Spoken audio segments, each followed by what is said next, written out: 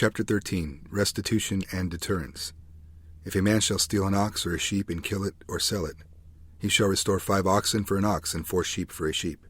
If the theft be certainly found in his hand alive, whether it be ox or ass or sheep, he shall restore double. Exodus 22:1-4.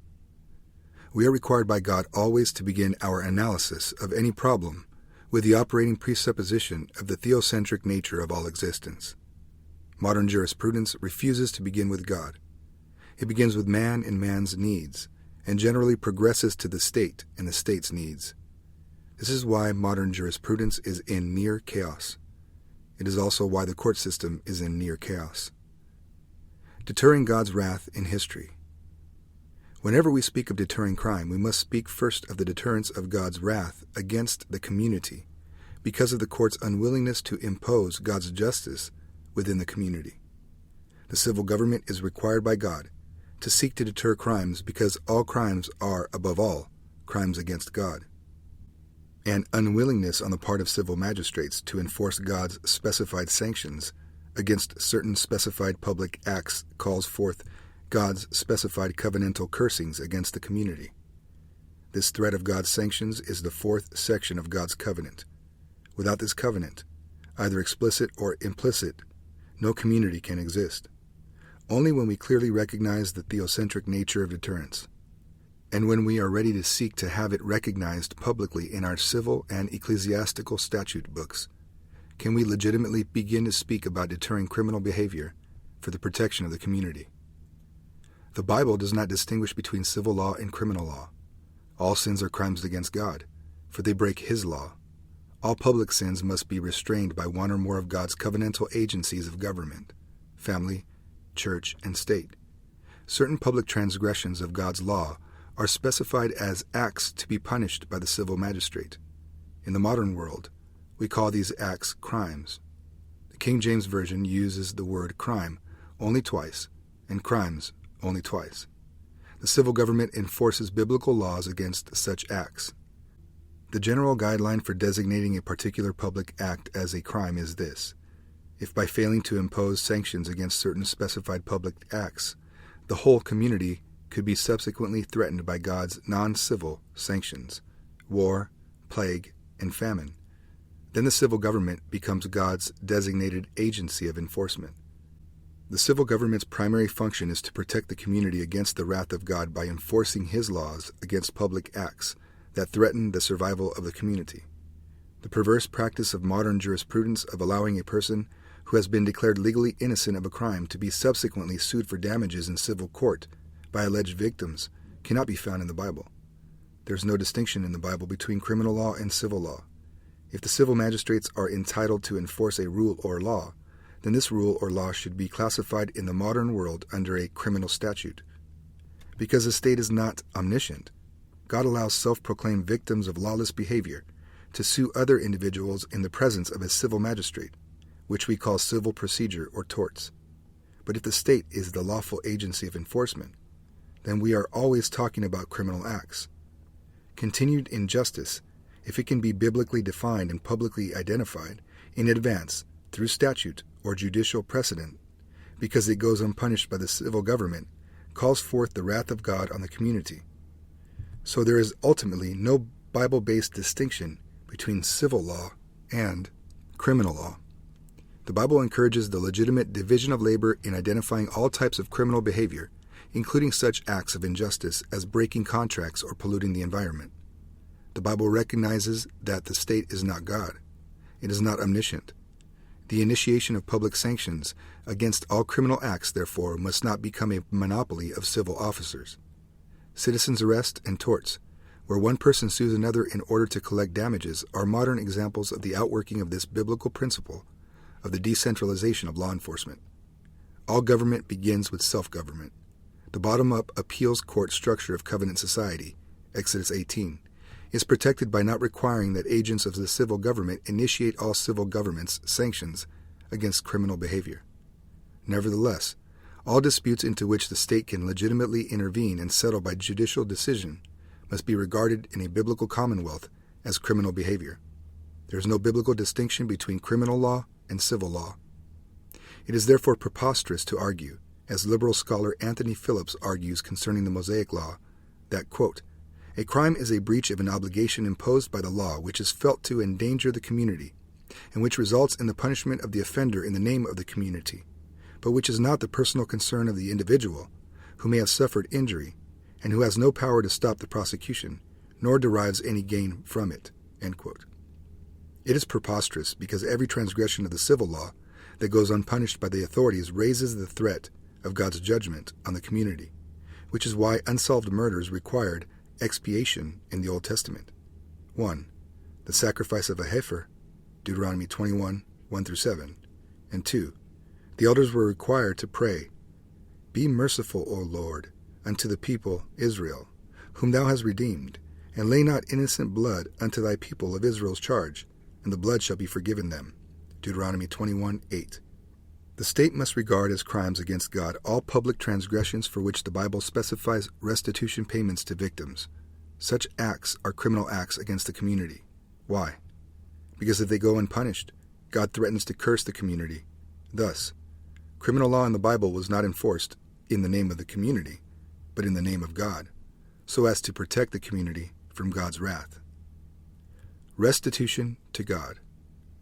Phillips is consistent in his errors, at least.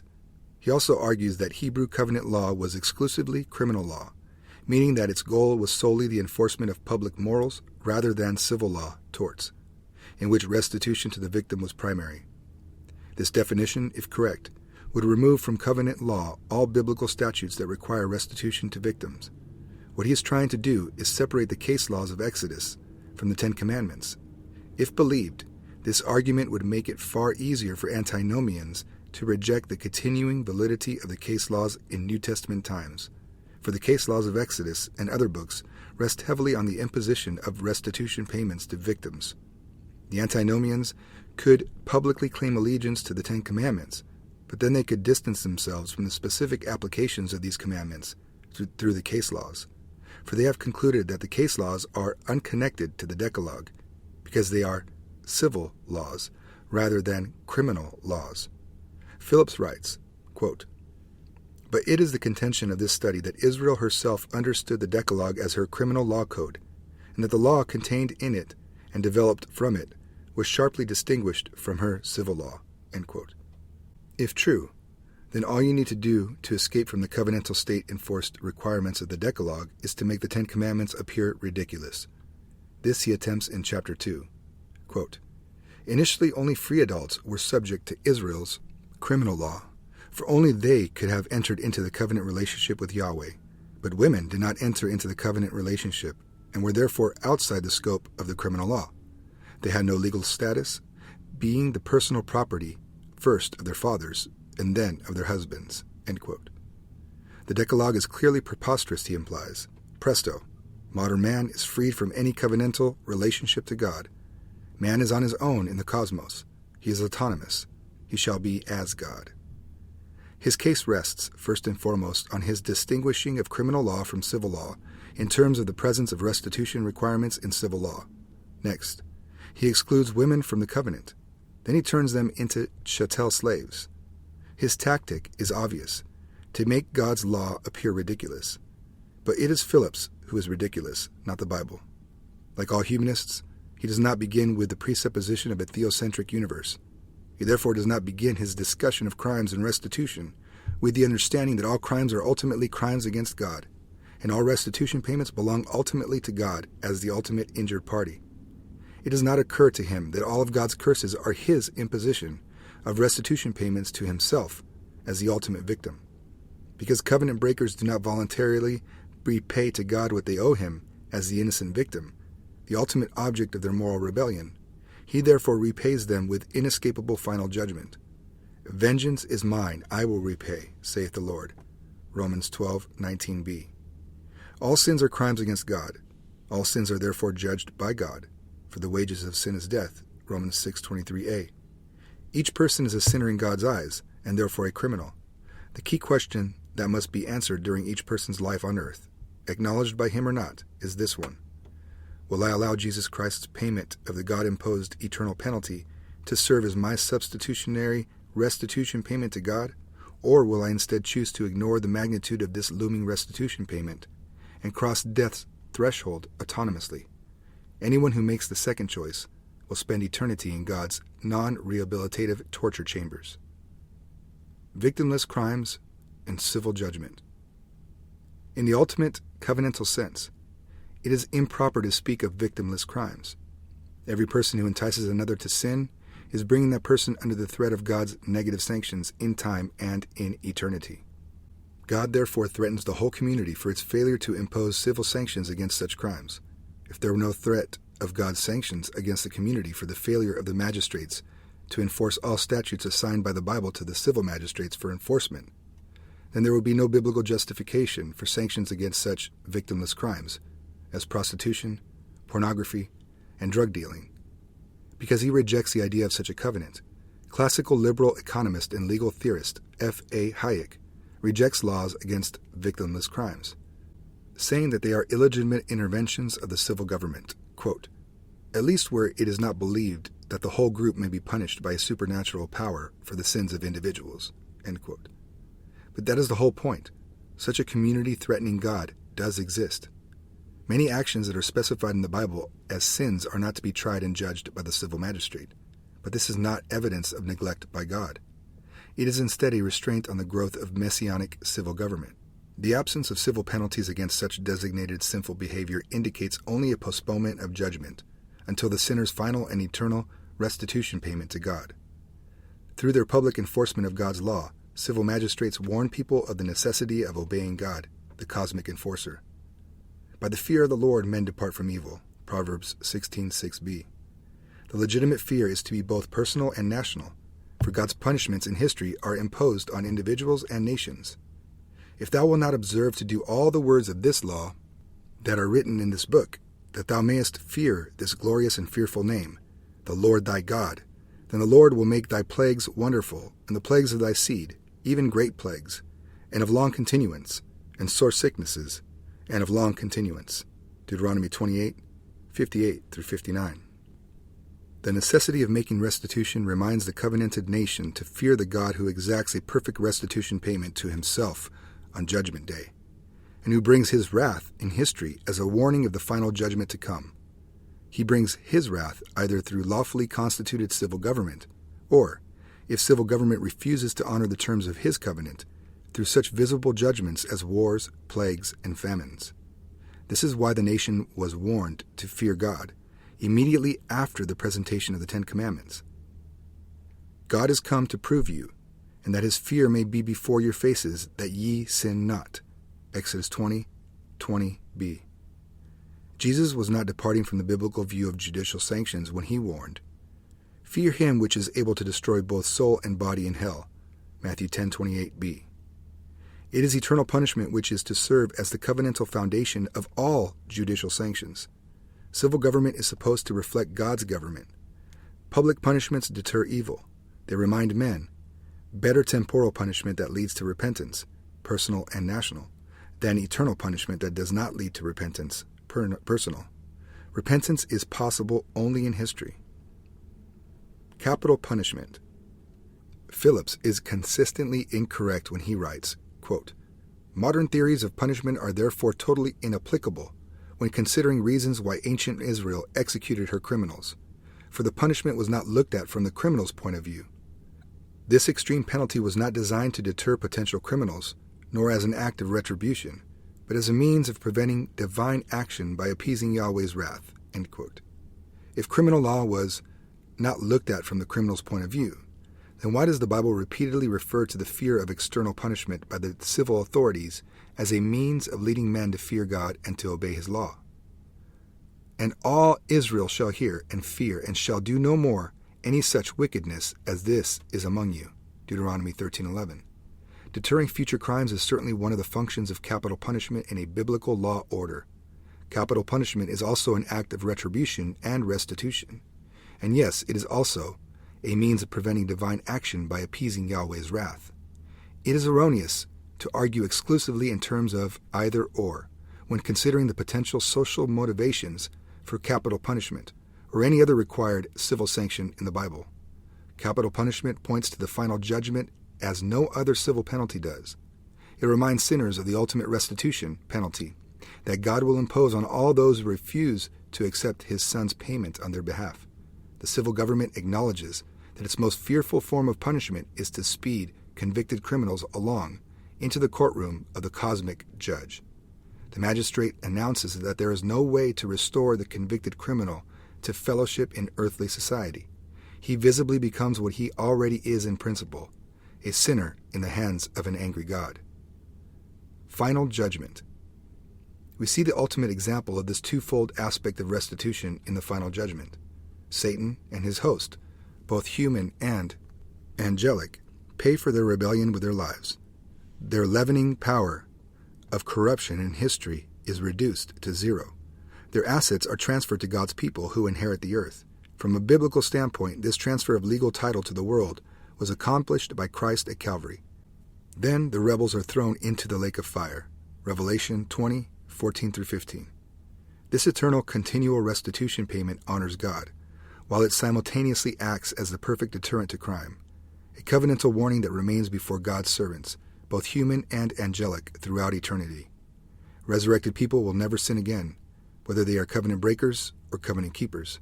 Righteous people will not choose to sin, and resurrected sinners will not be able to. In the lake of fire, there's only impotence. The ability to adhere to any of the terms of the dominion covenant ceases when grace ceases, and there's no grace in the lake of fire. Then, why speak of the deterrence effect of eternal damnation? Because God's judgment is covenantal. Blessings and cursings, point 4 of the biblical covenant. There are always conditional aspects to God's covenant promises, as well as unconditional aspects. The promises of God are part of the structure of the covenant. There will be promises and blessings in the post-resurrection new heaven and new earth. Cursing and blessing are eternal, which reminds everyone of the covenant's conditions. Thus, the lake of fire can be spoken of covenantally as a perfect deterrent, for it deters all God-defying behavior forever. It also complements and reinforces the perfect obedience of covenant keepers, who know perfectly well about the perfect torment of covenant breakers, with their perfect bodies that possess the terrifying ability, like the burning bush that Moses saw, of not being destroyed by a perfect fire. God's perfection is manifested in his perfect wrath.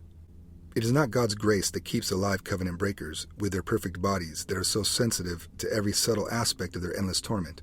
It is instead his uncompromising wrath that keeps them alive. Covenant promises, conditions, and sanctions are eternally perfect. The soul and body of every covenant breaker are reunited perfectly at the resurrection, so that each can experience the eternal torments of covenant judgment as unified and fully human. There's no dualism of body and soul in the lake of fire. Perfect justice brings with it a resurrection life permanently devoid of sin. Furthermore, the punishment perfectly fits the ethical crime of rebellion against God. It is a punishment whose magnitude God made quite plain from the beginning. But of the tree of the knowledge of good and evil thou shalt not eat of it, for in the day that thou eatest thereof thou shalt surely die. Genesis 2:17. Absolutely proportional restitution at the final judgment creates the conditions necessary to establish a perfect society beyond the final resurrection. Offsetting reduced risks of detection. The thief who steals a specially protected beast must suffer greater risks for stealing it when compared to any other kind of property. The sheep or ox can easily be slaughtered and eaten. This makes it far more difficult for the civil authorities to discover who the thief is and then prove it in court. Thus, the thief who steals an ox or sheep seems to have a greater likelihood of getting away with the crime. The law, therefore, imposes far higher penalties in case of ox stealing and sheep stealing. This offsets part of the self-subsidy, the reduction of the risk of detection, that the thief receives when he slaughters the animal, thereby destroying the evidence. But what about selling the animals? This is the equivalent of kidnapping, for these particular animals represent man. Thus, there is a higher penalty attached to their theft. This higher penalty relates to the symbolic aspect of the forbidden act of man-stealing. Selling a useful beast that can be taken into a different part of the country makes it easier for the thief to escape detection. The thief does not wear a stolen jewel or use a stolen tool, which would make it easier to detect his crime locally. The animal, which was under the personal protection of its owner, is separated from the owner permanently. Biblical law therefore stipulates that the thief who does sell the beast is placed under greater risk. Should he be proven to be the thief, he will be required to pay fourfold or fivefold restitution to the victim. This explanation may seem strained, but it is necessary if we are to make sense of Exodus 22:9, which regulates property placed in trust with a neighbor. If the neighbor loses the goods, they both must go before the civil magistrates. If the neighbor is found guilty, he pays double restitution. For all manner of trespass, whether it be for ox, for ass, for sheep, for raiment, or for any manner of lost thing, which another challengeth to be his, the cause of both parties shall come before the judges, and whom the judges shall condemn, he shall pay double unto his neighbor. Why should the neighbor be required to pay only double restitution for a sheep or ox in this case? What about fivefold and fourfold restitution? My answer: because the neighbor cannot conceal the crime the way that the outsider can when he slaughters or sells the animal. In short, it is easier for the victimized owner to prove his legal case against a neighbor than it is for him to prove his case against an unknown thief who disposes of the evidence. Thus, the penalty imposed on the neighbor is double restitution, which is the standard requirement for the theft of all other goods except slaughtered or sold oxen and sheep. Since the owner faces reduced difficulties in recovering his property, and the thief therefore faces increased risk, the penalty payment is reduced. Conclusion. The primary goal of criminal law is to deter the wrath of God on society. All crimes are primarily crimes against God. Public sins are to be restrained by civil law in order to persuade God not to intervene in history and bring the nation under judgment in the name of the victims. If the authorities do not represent the victims, then God will bring judgment as their representative. Restitution is made to God by the civil authorities when they enforce His law.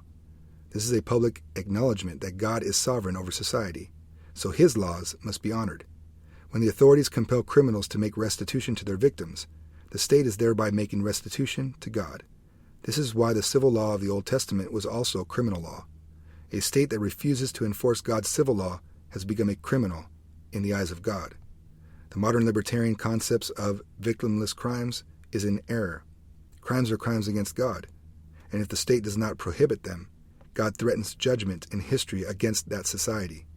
Not all sins are crimes, for God has not created a law order that leads to the creation of a messianic state that polices everything continually. But the state must enforce morality, for all law is legislated morality. The only question is, whose morality should be legislated, God's or man's? If laws against criminals are enforced to deter God's wrath against society, then we should not be surprised to learn that these laws are also designed to deter future criminal behavior. God's law is future-oriented as well as past-oriented. It enforces laws that were delivered to man in the past, and whose works are written in every human heart, Romans 2:14 and 15. It also looks to the future. Men are to fear the future judgment of God and His representatives, civil magistrates. There is a greater penalty for slaughtering or selling stolen oxen or sheep because it is easier for the thief to escape detection. To counter the increased cost of detection, the law specifies fourfold or fivefold restitution for the two symbolic animals, sheep and oxen. The deterrence factor is unquestionably a consideration of biblical justice.